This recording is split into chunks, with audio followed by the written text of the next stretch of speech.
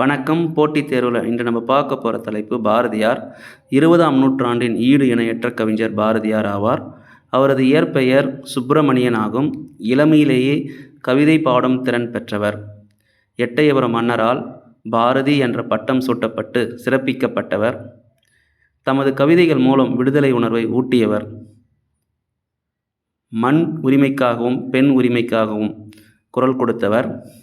நாட்டுப்பற்று, மொழிப்பற்று உள்ளிட்ட பாடல்களை பாடியுள்ளார்.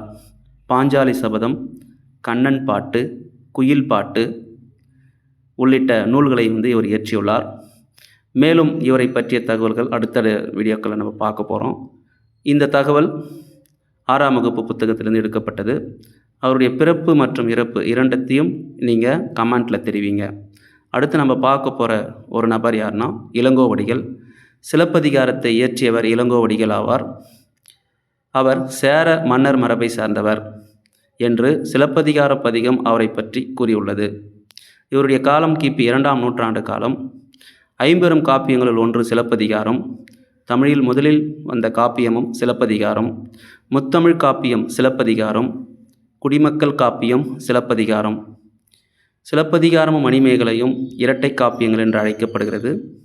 மேலும் திங்கள், ஞாயிறு, மழை என இயற்கையை வாழ்த்தும் பாடல் சிலப்பதிகாரத்தில் முதலில் தொடங்குகிறது. மேலும் இளங்கோவடிகளை பற்றிய தகவல்களை தொடர்ந்து நீங்கள் கொடுங்க. நானும் பெரிய வகுப்புகளில் வரும்போது தொடர்ந்து என்ன பண்ணுறேன்னாக்கா இவங்களை பற்றிய தகவல்கள் அடுத்தடுத்த பற்றி பார்க்கலாம். ஷேர் பண்ணுங்கள், கமெண்ட் பண்ணுங்கள். நன்றி.